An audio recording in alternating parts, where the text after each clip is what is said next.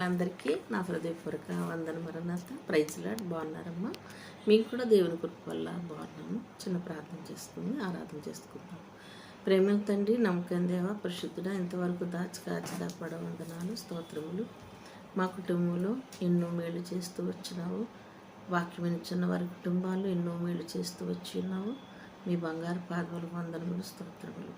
తండ్రి, నీ వాక్యం ఇప్పుచుండగా తండ్రి, నీ పరలోక గమనిండి మాకు నీ వాక్యం పంపించి మీరే మహిమగంత ప్రభావం పొందుతారని, వినుచున్న వారికి విశ్వాసమును బలమును దయచేయమని, వారి పరిస్థితులన్నీ మీరు చక్కబెట్టమని, వారు ఏం ఆశిస్తున్నారో ఆశగల ప్రాణ తృప్తిపరచమని, ఈరోజు పుట్టినరోజు చేసుకుంటున్న వారిని దీవించమని, ప్రభు చెరలో ఉన్న వారిని నాయన బయటికి రప్పించమని, కష్టాలు ఇరుకుల్లో ఉన్న వారికి సహాయం చేయమని, ప్రభు నీ బిడ్డలు యేసు అని ఎవరు పిలుస్తున్నారో వారందరినీ కాచి కాపాడమని, ప్రభు ఈ వాక్యం వినుని తోడనే వారికి వెలుగును దయచేయమని, సహాయం చేయమని, బిడ్డలు లేని వారికి గర్భఫలము దయచేయమని, ప్రభు వ్యాధిగ్రస్తులను స్వస్థపరిచి బాగు చేయమని అడుగుచున్నాను. దెయ్యములు పెట్టిన వారి విడుదల చేయమని అడుగుచున్నాను. ప్రభు ఆయా రకములైన బాధలు ఈ లోకంలో ఉండగా తండ్రి, వాటిని అన్నిటి విషయంలోనూ వారందరూ నీ వైపు చూసేలా సహాయం చేయమని, నా రాజ్యం నా నీతిని మొదట వెతుకుడి, అప్పుడు మీకు ఇవన్నీ ఇస్తానన్నారు. మరి వినుచున్న వారందరూ కూడా నీ రాజ్యమని చేయుటకు అందరినీ సిద్ధపరచమని నజరేయుడైన యేసునామమున అడుగుచు ప్రభువా, మా దేశమునకు నెమ్మది దయచేయమని, మమ్మల్ని పరిపాలిస్తున్న రాజులను దీవించి ఆశీర్వదించమని, ప్రభువా యుద్ధమును ఆపు చేయమని, ప్రభువా యుద్ధమును ఆపు చేసే దేవుడు నీవే గనుక నాయనా మా దేశమునకు మా ప్రపంచమునకు నెమ్మదిని దయచేయమని యేసునామమున అడిగి వేడుకుంటున్నాం తండ్రి. ఆమేన్, ఆమేన్. ఆరాధన చేసుకుందాం. తండ్రికి నీ, కుమారునికి నీ, పరిశుద్ధాత్మకును ఇప్పుడును ఎల్లప్పుడూ యుగములు యుగాయుగములు మహిమ మహామహిమ ఘనత కీర్తి ప్రభావములు ఆయనకే మెండుగా కలుగునుగాక. ఆమేన్. తండ్రికి నీ, కుమారునికి నీ, పరిశుద్ధాత్మకును ఇప్పుడును ఎల్లప్పుడూ యుగములు యుగాయుగములు మహిమ ఘనత ప్రభావములు ఆయనకి మెండుగా కలుగునుగాక. ఆమేన్, ఆమేన్, ఆమేన్. అందరికీ వందన మరణాత. Praise Lord. మరొకసారి మీ అందరూ క్షేమం ఉన్నారని నేను సంతోషిస్తూ ఉన్నాను. మనకి లోకంలో జీవించుచుండగా అనేకమైన కష్టములు, ఇరుకులు, ఇబ్బందులు, సమస్యలు అన్నీ ఉంటాయి. కానీ మన నిరీక్షణ మాత్రం ప్రభు వైపు చూస్తూ సాగిపోవాలి. ఎవరైతే యేసు ప్రభువును నమ్ముకోలేదో వారికి మనం సువార్త చేయాలి. ఈ లోకంలో కొంతకాలం ఉండి మనం పరలోకి వెళ్ళిపోతాం. మనది ఈ దేశం కాదు, మనది పరలోక దేశం. మరి మీరు అందరూ బైబిల్ చదువుకున్నారు? ఈరోజు బైబిల్ పరిశుద్ధ గ్రంథాన్ని చదువుతున్నారా? పరిశుద్ధ గ్రంథం చాలా గొప్పది. ఈ గ్రంథమే మనల్ని పరలోక రాజ్యము తీసుకుని వెళ్ళబోచున్నది. చిన్న పాట పాడుకుందాం. బల్బలే మాట, బంగారు మాట, బైబిల్లో మాట, యేసు మాట. బల్బలే మాట, బంగారు మాట, బైబిల్లో మాట, యేసు మాట. నా జీవితాన నీ జీవితాన మరువని మాట, నా జీవితాన నీ జీవితాన మరువని మాట, యేసు మాట. బల్బలే మాట, బంగారు మాట, బైబిల్లో మాట, యేసు మాట. నా జీవితాన నీ జీవితాన మరువని మాట, యేసు మాట. యేసు ప్రభు మాటలన్నీ ఇందులో ఉన్నాయి.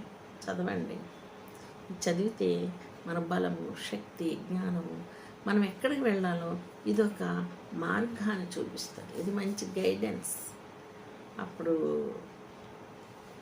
ఇప్పుడు కూడా ఉన్న గైడ్స్ ఉంటాయి కదా, గైడ్స్. ఆ గైడ్స్ చదివితే అది చక్కగా మార్గాన్ని చూపిస్తుంది. సోషల్లో ఎక్కువ గైడ్ ఉంటుంది.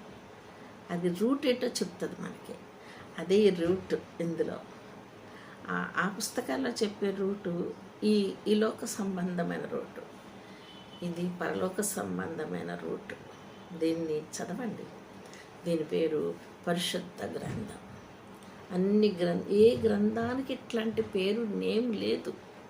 మనది గుడ్ నేమ్, పరిశుద్ధమైన గ్రంథం. ఎంత గుడ్ నేమో, పరిశుద్ధ గ్రంథం. మనము పాపులము. ఇది పరిశుద్ధ గ్రంథం. ఈ పాపులమైన మనము ఈ పరిశుద్ధ గ్రంథాన్ని చదివినప్పుడు మనము పరిశుద్ధులం అవుతాం. ఎట్లాగవుతాము అంటే ప్రభు అన్నారు, నేను పరిశుద్ధులను గనుక మీరును పరిశుద్ధులై ఉండుడి.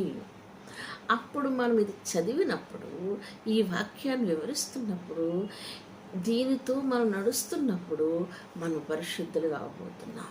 దేవునికే మహిమ కలుగును గాక. 100%లో 2%, 5%, 10% అలా ఎక్కుతూ ఎక్కుతూ ఎక్కుతూ ఎక్కుతూ ఆయనలో సాగిపోతాం.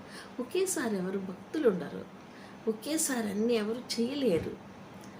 ఆయనలో విశ్వాసంతో సాగిపోతూ సాగిపోతూ సాగిపోతూ ఆయన అన్నారు కదా, నీవెక్కలేనంత కొండపైకి నేను నిన్ను ఎక్కిస్తాను. ఎందుకంటే మనం ఈ లోకములో ఉన్నాము. లోకముల విషయాలు మనల్ని తరచూ భ్రమపరుస్తూ ఉంటాయి.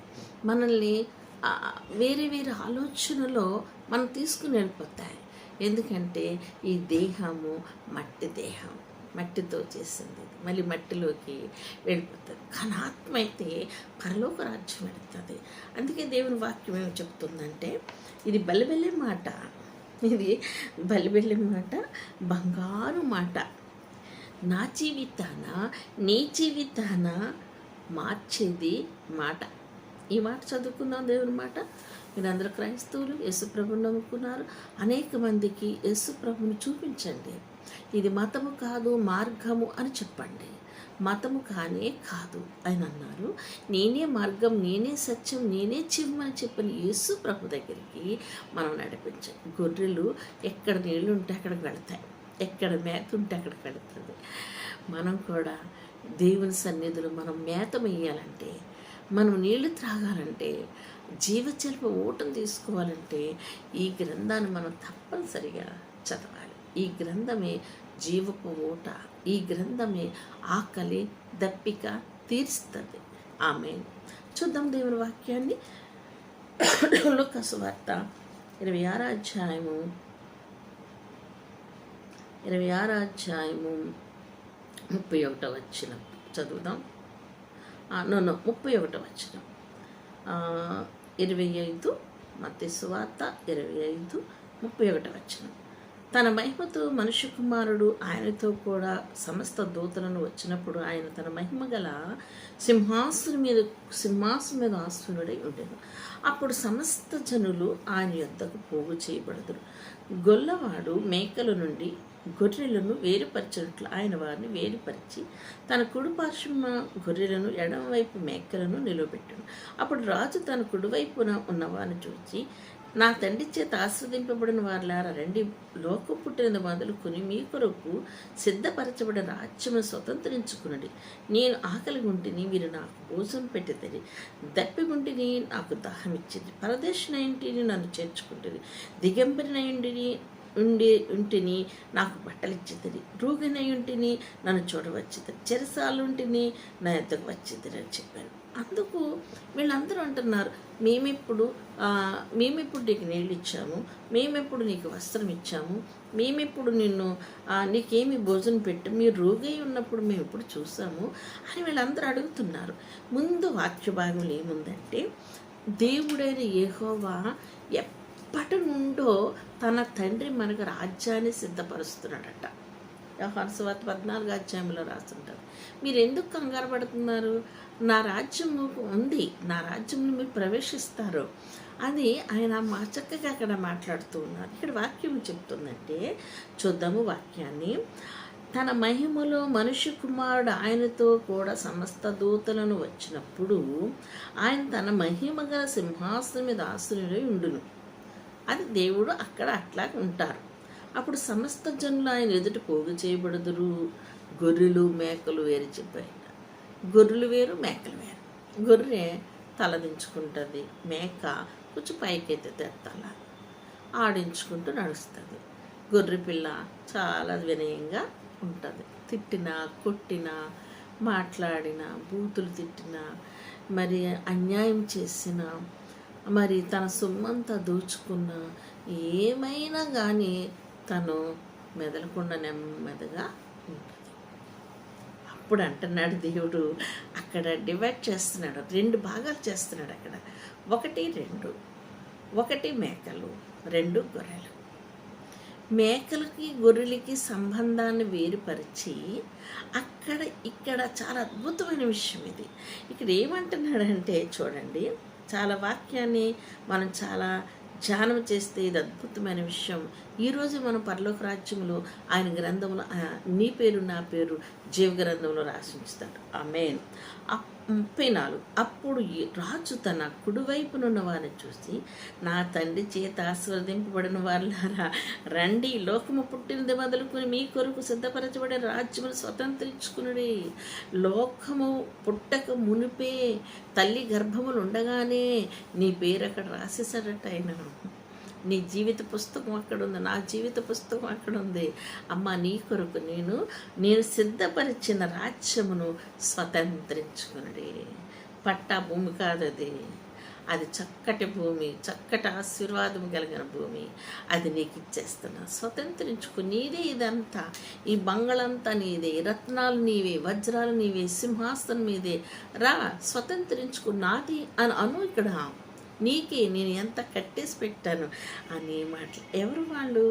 కుడివైపున ఉన్నవాళ్ళు. వాళ్ళని ఏమంటున్నాడు ఆయన? చక్కగా పిలుస్తున్నారు, నా తండ్రి చేత ఆశీర్వదింపబడిన వారులారా. అంటే తన తండ్రి చేత మనం ఆశీర్వదింపబడాలి. తన యేసుక్రీస్తు ప్రభువారి లోకంలోకి వచ్చినప్పుడు తండ్రి చెప్పినట్టెల్లా చేశారు. ఆయన ఇష్టానుసారం ఏ పని కూడా చేయలేదు. ఈరోజు మనము కూడా తన తండ్రి చిత్తము నెరవేరాలని మనం ప్రార్థన చేయాలి. అంతే ఎర్లీ మార్నింగ్ మనం లేచినప్పుడు ఉదయకాల ప్రార్థనలో మనము ఏమని ప్రార్థన చేయాలంటే, పరలోకమందున్న నా తండ్రి, నీ చిత్తము నెరవేరునుగాక, నీ రాజ్యం వచ్చునుగాక అనే ప్రొద్దుట లేచిపోయి నాకు అది ఇది అని చెప్పకూడదు. తండ్రి చిత్తాన్ని వేడుకుని అప్పుడు మమ్మల్ని రాత్రంతా కాపాడుతండి, నీ స్తుతులు స్తోత్రం ప్రభా, ఇదనమంతా కాపాడుతండి, నీ చిత్తములో మమ్మల్ని నడిపించమని యేసునామమున అడుగుచున్నాం తండ్రి అని ప్రార్థన చేసి మన కాలకృత్యాలు చేస్తూ మళ్ళీ మనం ప్రేయర్ చేసుకోవచ్చు, పాటలు పాడుకోవచ్చు. రోజుకి ఎన్ని పాటలు పాడతారు మీరు ఉదయకాలాన్ని?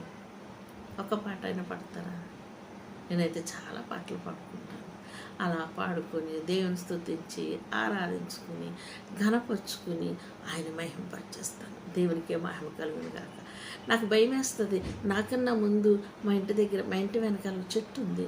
ఆ చెట్టు దగ్గర కొన్ని పక్షులు ఉంటాయి. అవి పెందల కాడ అంటే 3 గంటలకి అవి ఏం చేస్తాయంటే కోత మొదలు పెడతాయి.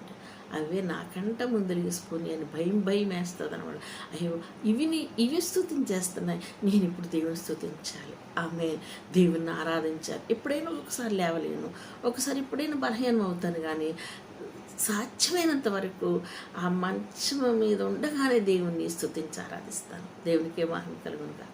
మళ్ళీ ఇంకో భయం వేస్తుంది. ఏమిటంటే ఆ ప్రార్థన అవుతూ ఉంటుంది, జరుగుతున్న సమయంలో సూర్యుడు వచ్చేస్తూ ఉంటాడు. సూర్యుడు ఇంట్లోకి రాకుండానే సూర్యుని ఎదుర్కోవాలి మనం. సూర్యుడు ఆగు, నేను లేచిపోయాను, నీకన్నా ముందు దేవుణ్ణి స్తుతిస్తున్నాను. ఆమె నీకన్నా ముందు సూర్యుడు ఇంటిలోనికి వచ్చేసేటప్పటికే, సూర్యుడు కిరణాలు వచ్చేటప్పటికే మనం ఏం చేయాలంటే స్తుతి ఆరాధన అయిపోవాలి. అప్పుడు దేవునికి ఎంత ఇష్టమో, దేవుడు ఎంత ఆనందిస్తాడో. నా బిడ్డ పెందల కడలేచి నన్ను స్తుతించి ఆరాధిస్తుందని ఆయన ఎంతో మెచ్చుకుని నిన్న దినమంతా ఆశీర్వాదకర్తగా నేను ఉంచుతారు. ఇక్కడ ఈయన అంటున్నాడు, మీరందరూ కూడా నా రాజ్యములో మీరు ఎట్లా ఉంటారండి? కుడివైపున ఉన్నవారిని చూచి నా తండ్రి చేత ఆశీర్వదింపబడిన వారులారా. తండ్రిని వెతకాలి మనం. నీకు ఇద్దరు తండ్రులు ఉంటారు. ఒక తండ్రి కన్న తండ్రి, రెండవ తండ్రి పరలోకమందున్న తండ్రి. ఫస్ట్ తండ్రి పరలోకమందున్నాడు, రెండో తండ్రి నేను కన్న తండ్రి, ఇంకో తండ్రి ఉన్నాడు పాస్టర్ గారు. ఎన్ని కష్టాలు వచ్చినా సేవకుడి దగ్గరికి వెళ్ళి చెప్పుకున్నప్పుడు ఆ సేవకుడు మన కోసం విజ్ఞాపన చేస్తాడు. 3 తండ్రులు ఉన్నారు మనకి. 3 తండ్రులు, 2 తండ్రులు అవుట్ అయిపోవచ్చు, కానీ ఒక తండ్రి ఎప్పుడు విడిచిపెట్టడు. హల్లెలూయా. ఆయనే పరమ తండ్రి, లోకరక్షకుడు. ఆయన పేరు మంచి పేరు ఒకటి ఉంది. అది ఏంటంటే, చాలా మంచి పేర్లు ఉన్నాయి, కానీ ఈ పేరు అంటే నాకు చాలా ఇష్టం. ఆయన పేరు సృష్టికర్త. ఆ సృష్టికర్త నన్ను ఈ లోకములో ఒక సృష్టిలో నన్ను ఒక చిన్న భాగముగా, ఒక ఆవగింజంత భాగముగా నన్ను చేర్చుకున్నాడు. దేవునికే మహిమ కలుగును కాక.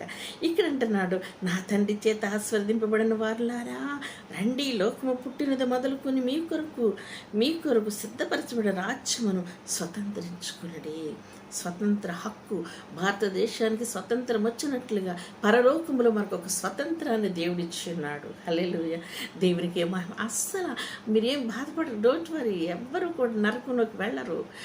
దేవుని చిత్తము నెరవేరిస్తే మనం అందరం పరలోకం వెళతాం. ఆమేన్. పరలోకం ఊరికినే వచ్చేస్తా అంటే వస్తుంది. ఎలా వస్తుంది? ఆయన ఆజ్ఞలు నెరవేరిస్తే. ఆజ్ఞలను నెరవేర్చినచో దీవెనలెన్నో పొందేదవు, అద్భుత దీవెనలు ప్రభువా కుమారించితివి. నీదు ప్రేమ అపారము ప్రభువా మాపై చూపితివి. ఆయన ప్రేమ చాలాగా ప్రేమ. ఆయన ప్రేమ ఆశ్చర్యమైన ప్రేమ. ఆయనే సృష్టికర్త, ఆయనే పరమ తండ్రి. ఆ పరమ తండ్రిని మనం ఎల్లప్పుడూ స్తుతించి ఆరాధిస్తే మనకి ఏది లోటు ఉండదు. మనకు అన్నీ దేవుడిస్తాడు. ఆమేన్. ఎలా ఇస్తాడో మనకు తెలియదు. ఏటు గాలి వీస్తుందో మనకు తెలియదు. గాలి ఎటు వీస్తుంది ఏ మానవుడికి తెలియదు. తూర్పు గాలి అంటాడు, పరమట వస్తుంది. సైంటిస్టులు చెప్తారు ఈరోజు వర్షం పడుతుంది అంటానో పడదు, ఒక్కొక్కసారి ఇటు నుంచి గాలి వస్తుందన్నో ఒక్కొక్కసారి రాదు. ఆయన చిత్తం కావాలి. అక్కడ తండ్రి చిత్తమే ఆ గాలి కూడా వీచేటట్లుగా చేస్తాడు. ఇక్కడ ఏమో మాట్లాడుతున్నారంటే, రాజ్యాన్ని సిద్ధపరచుకోండి, ఆకలి ఉంటేనే మీరు నాకు భోజనం పెట్టారు. ఆకలి వేసినప్పుడు అంటే మనం అన్నం పెట్టాము. మన పరమ తండ్రికి ఎట్లాగా ఆకలి పెట్టగలం మనం? ఆయన చెరసాలలో ఉండగా ఎట్లా చేయము? ఎవరైనా చెరసాలలో ఉన్నారనుకోండి, సపోజ్ మన బంధువులు తప్పు చేయలేదు, వాళ్ళు చెరసాలలో పెట్టేశారు. మరి దెబ్బలాడుకున్నప్పుడు అక్కడ నిలబడితే తీసుకెళ్ళి పెట్టేస్తారు కొంతమంది. ఆ పోట్లాడుకునేటప్పుడు దగ్గర ఉన్నారనుకో, నువ్వు కూడా ఇందులో ఉన్నావు రా అని తీసుకుపోతారు. ఇట్లాంటి నేరస్తులు అని నేరం చేయని వారు కూడా నేరస్తులు అక్కడ ఉన్నప్పుడు మనం వెళ్ళి చూడాలటండి. ఆ చూస్తే ఆకలి ఉన్న వారికి అన్నం పెడితే, బట్టలు లేని వారిని చూసారి, బట్టలు లేవనికని మన బట్టలు వాళ్ళకి ఇస్తే, ఆ మంచం మీద ఉన్నప్పుడు వెళ్ళి వాళ్ళ కోసం ప్రేయర్ చేస్తే నాకు చేసినట్టే. నీకు చేసినట్టే ప్రభువా, నువ్వెప్పుడు వచ్చావు? నాలాంటి వారు నేను ఆ మంచం మీద ఉన్న వారికి మీరు చేస్తే నాకు చేసినట్టు. అమ్మంటది, అమ్మ భోంచేసేయండి అంటది పిల్లల తల్లి. అమ్మ నువ్వు కూడా చేసేయమ్మా అంటే అమ్మ ఆలోచిస్తుంది, వెనకాల ఏముంటుందో ఏంటో అంతా ఆలోచిస్తుందమ్మ.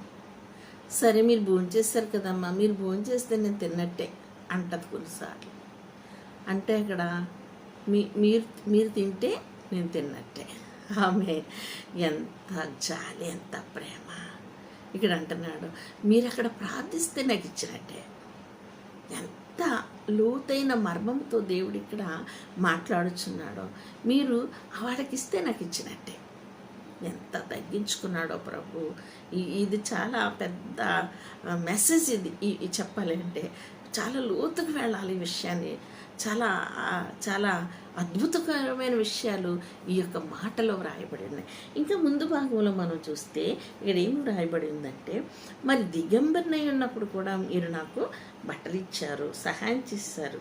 అంటే ఇప్పుడు ఇచ్చే బట్టలు ఏంటి? ఇప్పుడు దేవుడు మనకి ఇచ్చే బట్టలు ఏంటి? దేవుడు మనకిప్పుడు ఇచ్చే ఆహారం ఏమిటి చూద్దామా?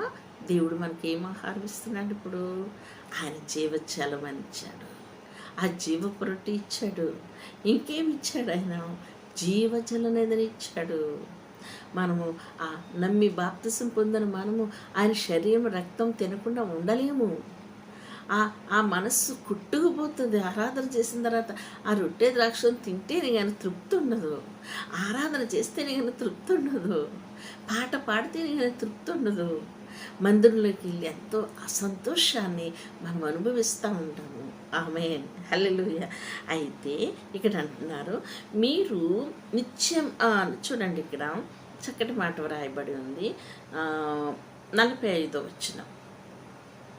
అందుకని మీకు అల్పులైన వీరితో ఒక్కనైనా నిశ్చయముగా చెప్పుచున్నాను, వారి తనని మీరు నిత్య జీవమునకు నీతిమంతులు నిత్య జీవమునకు పోవుదురు.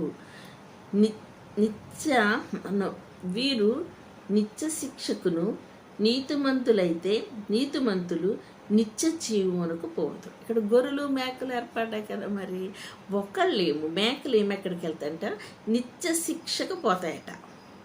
నీతిమంతులు ఎక్కడ పోతారంట, నిత్య జీవమునకు పోవదురు. డివైడ్ చేస్తున్నాడు, 2 భాగాలు చేశాడు ఆయన. ఇందులో ఉందామా, ఇందులో ఉందామా, మేకల్లో ఉందామా, గొర్రెల్లో ఉందామా, డిసైడ్ చేసుకుందామా, తీర్మానం చేసుకుందాం. ఇందులో ఉండాలి. ఇందులో ఉంటే మనకు బాగుంటుంది. చాలా చర్చిలు మారుతారు చాలామంది, ఒకే చర్చిలో ఉండరు, చాలా చర్చిలు చూసుకుని వచ్చేస్తారు. అలా కాదు, మనకి నిత్య జీవములకి వెళ్ళే మార్గములోనికి వెళ్ళాలి అని ఇక్కడ చాలా స్పష్టంగా మాట్లాడు. నీతిమంతులు నిత్య జీవనకు పోవుదురు. దేవుడి వాక్యము అద్దము లాంటిది. దేవుని వాక్యము అద్దములో చూసుకుంటే మనం ఎక్కడ ఏం మచ్చలు ఉన్నాయో మనకు తెలిసిపోతాయి. కాబట్టి ఈ వాక్యము కూడా అట్లాంటిది అనమాట. మనం అలా చేద్దాం, మనం అలా ఉందాం. ఇంకా ఒక విషయాన్ని మీతో యెషయా గ్రంథము, ఇర్మియా గ్రంథము 29వ అధ్యాయం 7వ వచనం. ఇర్మియా గ్రంథము చక్కటి మాటలు వ్రాయబడి ఉన్నాయి, చూద్దాం. 29వ అధ్యాయము పరిశుద్ధ లేఖనం నుండి చక్కటి మాటలు దేవుడు మనకి ఇవ్వబోతూ ఉన్నారు.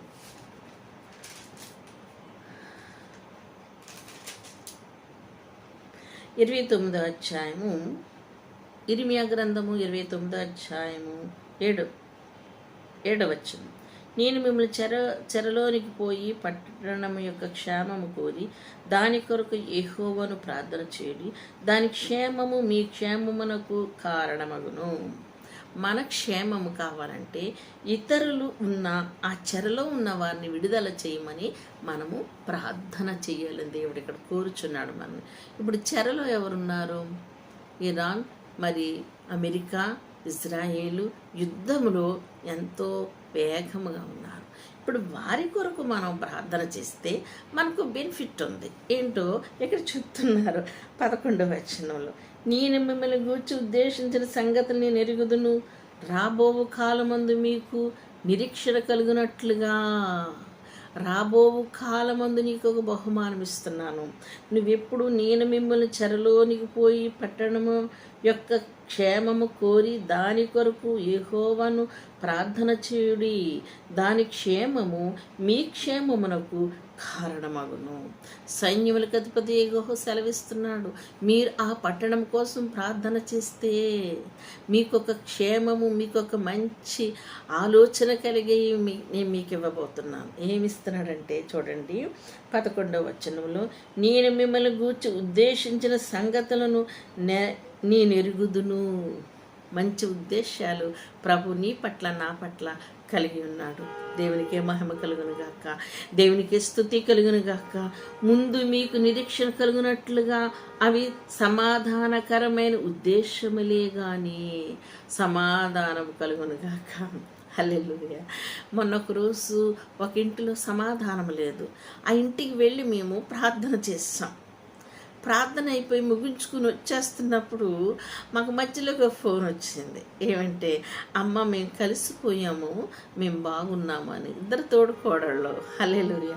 ఇద్దరు కూడా మాట్లాడుకోవట్లేదు. వెళ్ళి ప్రార్థన చేసిన తర్వాత మరి మాటలు సాగినాయి. అప్పుడేం జరిగిందంటే వారు ఫోన్ చేసి మాకు సమాధానం వచ్చింది, మేము మాట్లాడుకుంటున్నాం. హల్లెలూయా. ఇక్కడ ఈయన ఏం మాట్లాడుతున్నారంటే చూడండి, దేవుని వాక్యం ఎంత గొప్పదో. ముందు మీకు నిరీక్షణ కలిగినట్లుగా అవి సమాధానకరమైన ఉద్దేశములే కానీ హానికరమేవి కావు. ఇదే యెహోవా వాక్కు. మీకు హాని చెయ్యను, నేను మిమ్మల్ని సమాధానపరుస్తాను మీరు ప్రార్థన చేస్తే. ఇంకా కింద మాటలు చూద్దాం. మీరు నాకు మొరపెట్టుదురు అని, మీరు నాకు ప్రార్థన చేయొచ్చు వత్తరి అని నేను మీ మనవిని ఆలకింతును.